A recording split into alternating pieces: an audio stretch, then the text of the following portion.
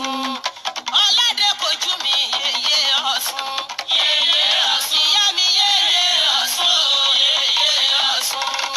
Bóyá bá mi kórè yeye Ọ̀ṣun. Ìyá mi lábí mọ́mọ́ dá àná lé. Ọ̀ṣun là ń fẹ́ yìí kí. Lábí mọ́mọ́ dá àná lé. Ọ̀ṣun là ń fẹ́. Ládé kojú àbí mọ́mọ́ dá àná lé. Ọ̀ṣun là ń fẹ́. Orí ìyá àbí mọ́mọ́ dá àná lé. Ọ̀ṣun là ń fẹ́. Ládé kojú àbí mọ́mọ́ dá àná lé. Ọ̀ṣun là ń fẹ́ yìí kí. Àbí mọ́mọ́ dá àná lé. Ọ̀ṣun là ń fẹ́ yìí kí. Ọ̀sẹ̀ gẹ̀ẹ́sì alábọ̀lódò ni mò ń ké sí lọ́wọ́ Ládé kojú ẹ̀bọ̀ra tí ń gbẹ́nu omi. Ọ̀ṣun wọn fi dalẹ̀ jẹ́ bí mọ́pọ̀ mi dà sínú mi tọmọ tọkọtaya. Ọ̀ṣun là ń fẹ́ orí ìyá àbí mọ́mọ́ dá àná lé. Ọ̀ṣun là ń fẹ́ yìí kí. Àbí mọ́mọ́ dá àná lé. Ọ̀ṣun là ń fẹ́ orí ìyá àbí mọ́mọ́ dá àná lé. Ọ̀ṣun là ń fẹ́ Ládé kojú àbí mọ́mọ́ dá àná lé. Ọ̀ṣun là ń fẹ́ yìí kí. Hello. You request to see my face. This is my face. This is my real face. My real face. This is my innocent face. My real face. It's makeupless. Hello, beautiful people. How you all doing? Ekujameta o ṣàlàáfíà ni gbogbo lé ńkọ́ ọmọ ńkọ́ ọkọ ńkọ́ ìyàwó ńkọ́ iṣẹ́ ńkọ́ ẹbí àtàrà ńkọ́ ṣé dáadáa ni. I'm sure you miss me and I miss you all too. This is my face. Ẹ bá ti fi mí lẹ̀ kí n máa ṣe ọ́díò mi jẹ́jẹ́jẹ́jẹ́jẹ́jẹ́ o. Ẹ bá ti máa jẹ́ kí n máa ṣe ọ́díò mi jẹ́jẹ́ o. Anyway, I don't want to stay long. It's just going to be a quick one. It's going to be a quick one. It's something that is that I want to pay àkíyèsí, you know. And like I don't want to blame yourself for anything.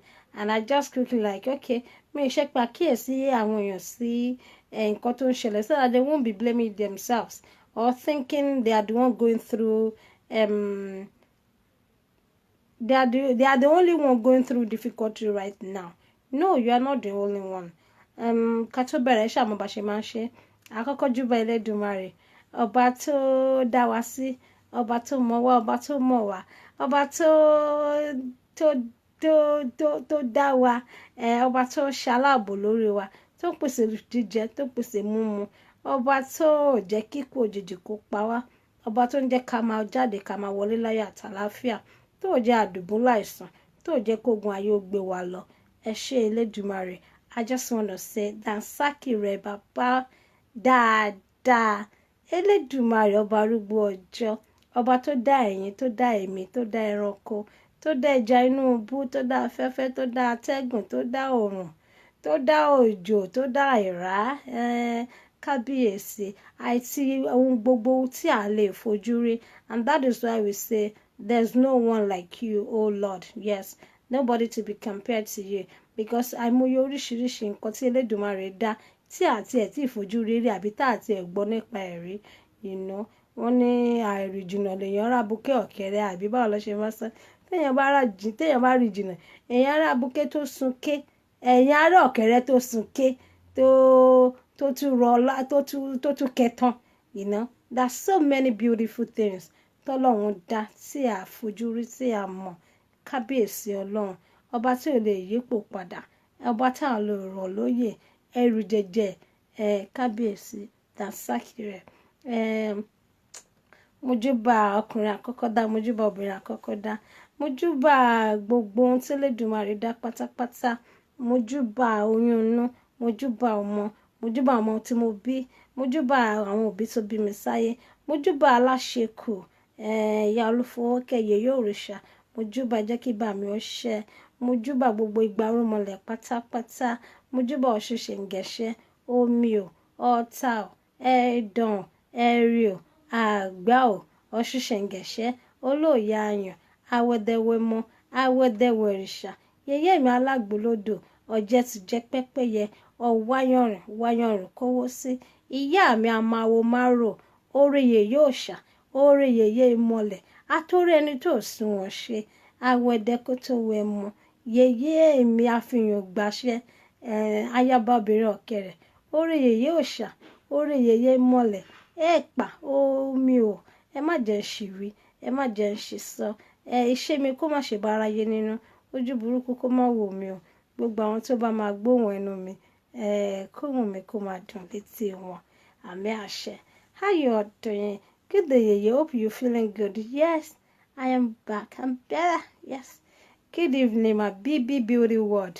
Ẹ kálẹ́ mà gbogbo lẹ́ńkọ́ ẹ kú iṣẹ́ ẹ kú ọ̀rọ̀ ajé ṣáájé ń lọ láṣẹ Èdùmàrè ajé a máa lọ ni ẹ̀rí ajé jẹun láṣẹ Èdùmàrè nínú ọ̀kọ̀tọ́ka tó nà mí ọwọ́ yín ò ní kàsálẹ̀ àpò láṣẹ Èdùmàrè lágbára Ọlọ́run àní lójú ẹkún lórí ọmọ lórí ọkọ lórí aya lórí gbogbo àwọn olólùfẹ́ wa àwọn tó fẹ́ wa táwa náà fẹ́ àní lójú ẹkún àní rẹ́rẹ̀ kọ́ ṣe àní ní ẹ̀rẹ̀ kọ́ ṣe lágbára Ọlọ́run.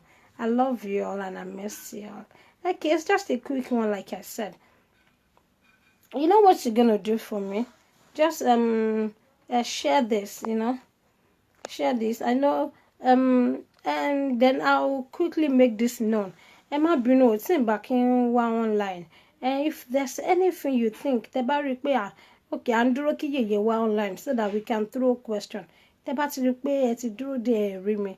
Call me. My number is on my page. Call me and ask for any spiritual assistance, or if there's question you want to ask. Bí àwọn kan wà tẹ́ fẹ́ mọ̀ nípa tẹ́ bá ti rí pé okay ẹ má máa dúró pé ìgbà tí n bá wá online, you can as well call me. You know I will talk to you. Ẹ pè mí pé okay nǹkan báyìí la fẹ́ mọ̀ nǹkan báyìí la fẹ́ béèrè. I will talk to you. I will surely talk to you. I will respond to your calls. Ẹ má bínú sí mi pé mo kí n rí mi. Ẹ má bínú apart from pé aráyé gbógun but ọwọ́ mi ò tún fi bẹ́ẹ̀ dilẹ̀ náà, so ẹ má bínú sí mi. Okay, you know what we're gonna do? Okay, let me ask a question, and please don't just watch. I will ask question, and I want you to please answer my questions, and please let me know what you think about what I'm gonna say. Let me know what you think. Let me know if what I am saying is concerns you. You're also going through that thing that I want to talk about. And before then, share this program on your page, share it on your platform, invite people that you think they want to listen, you would love to listen to me. Invite your friends, share on your platform, share on your page, and God bless you. So what am I saying? I noticed, and fún gbogbo àwọn customers mi tó máa ń pè mí gbogbo wọn nǹkan kan náà ni wọ́n máa ń complain ó wá rú mi lójú ìgbà tó di lánàá fún àwọn tó wà lórí WhatsApp mi I sent some things out ìgbà tó di lánàá mo láti bèrè sí ìgbà tó di lánàá torí ó rú mi lójú mo wá bèrè sí nǹkan tí mo wá rí ní ìgbà tí mo bèrè sí ni mo ní pé kí n share pẹ̀lú yín ṣe notice láti first day of July till date ṣe mọ̀ pé ìpọ́njú wà ń tà láti 1st of July till date ìpọ́njú wà ń tà ajé ò wá mọ́ àwọn tó ń tajà wọ́n lè ṣí ṣọ́ọ̀pù látàárọ̀ dálẹ́ kí wọ́n má sọ pé kí ló ń tà ń bẹ̀yẹn kí lẹ̀ ń tà ń bẹ̀yẹn àbí ẹ̀kú ọ̀rọ̀ ajé o kọ́ máa rẹ̀ ní wọnú ṣọ́ọ̀pù wọn wá. Did you notice that? Are you going through that? I've got solution for you, and that is what I said. Share this on your page, invite your friends, share it on your platform, and let's listen to it and ẹ jẹ́ ká jọ wá solutions. The solution is not something that will cost you money. No. You don't have to pay me. Okay, no. It's not that. I just quickly want to share it with you.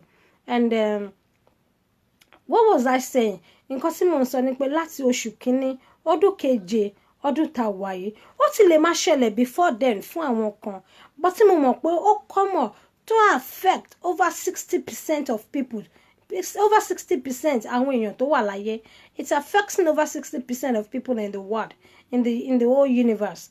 And it started from 1st of July 2018. It is what they call difficulty.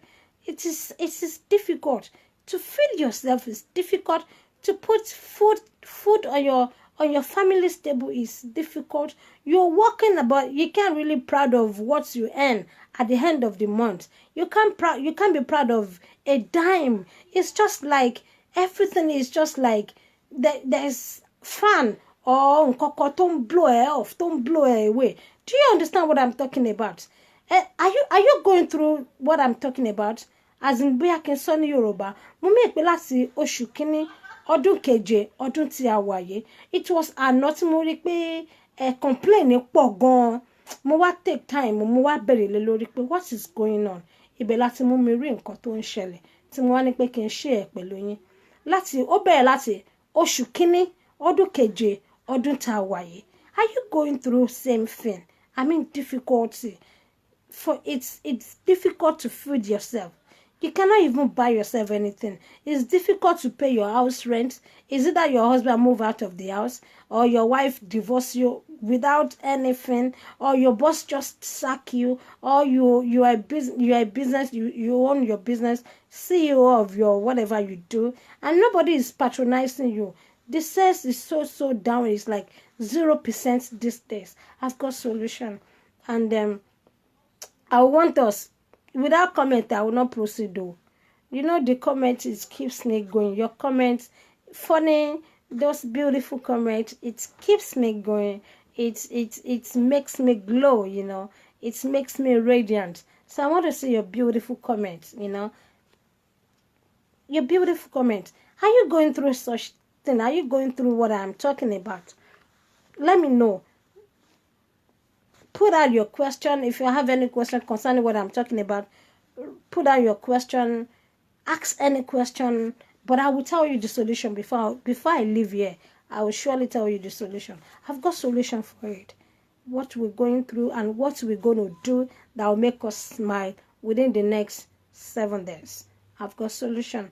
And you know, when you're coming on my platform, you got to come with your pen and paper, you know, because you always learn 1 or 2 things. But before I tell us the solution, share, ask a question. Let me know if you are going through what I'm talking about, and let's share the solution within ourselves. Okay? So, your comment? I'm waiting for your comment. I'm waiting for your comment. Most of me pay me if I show Jimmy, you know, because I don't feel like it's kind of what you want to do me mo ṣe ń ṣe ọmọ lọ́wọ́.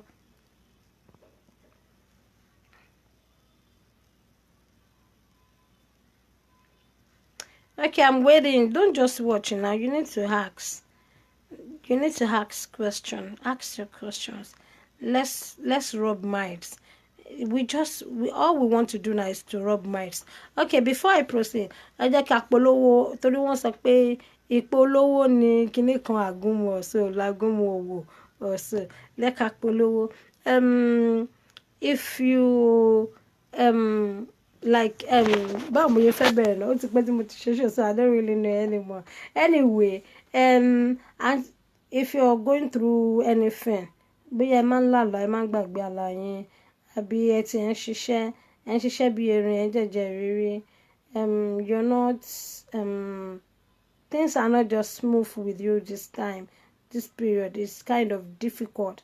You can call me Anta Shina Atude. Ó lọ ṣe tamanta tó ń jẹ́ pé gan-an ìsọyè fún ọmọdé àti fún àgbà. Tá bá ṣètùtù tá bá ru ẹbọ, ó tún máa ń dá ká fi iṣẹ́ lílò ká tún fún gbáǹdì. Ìyẹn ló máa jẹ́ kí gbogbo ètùtù àtẹbọ tá ṣe, òun ló máa boost ẹ̀ tó máa jẹ́ kó tètè flourish, you know. So don't mind my òyìnbó.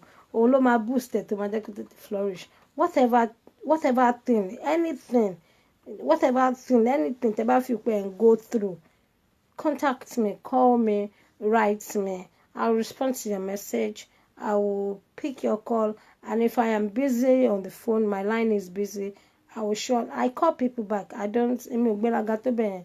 Tí bá rí missed calls, máa ń pè padà pé bóyá tí bá rí pé nìyẹn ti pè léraléra, ìgbà tẹ́ni yẹn dẹ̀ pé mo wà lórí phone gbà yẹn, mo máa ń pè àwọn tó bá pè mí ní time yẹn, mo máa ń pè wọ́n padà. So if there's anything you want to know, a dẹ̀ máa ń ṣe ìwádìí àkọsẹ̀jáyé fún ọmọdé àgbàlagbà náà. It's not too late. Kò sígbà tá a lè ṣe àkọsẹ̀jáyé, so we can as well go do a máa ṣe àkọsẹ̀jáyé náà. Ètà máa ń pè ní ìwádìí ká fi mọ nǹkan tó ń ṣẹlẹ̀ ní ìrìn àjò wa, you know. So that's that. So your question concerning what I was saying earlier.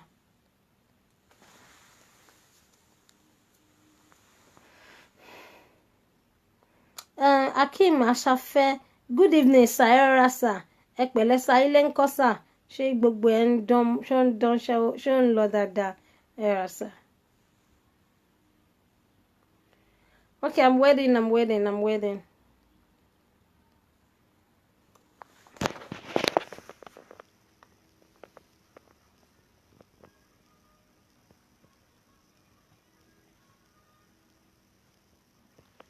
Ta ló ń pè mí lémọ́lémọ́?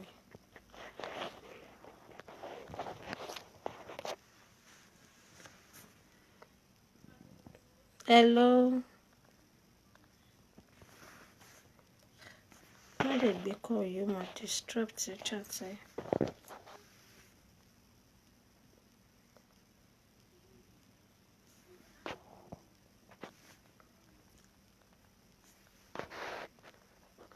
Olúwa ṣeun dáadáa la wà, ọpẹ́ ní f'Ẹlẹ́dùmarè.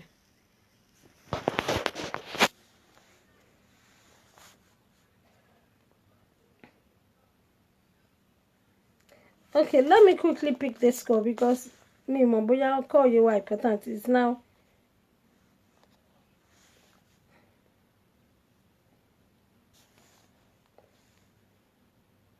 Yes, sir.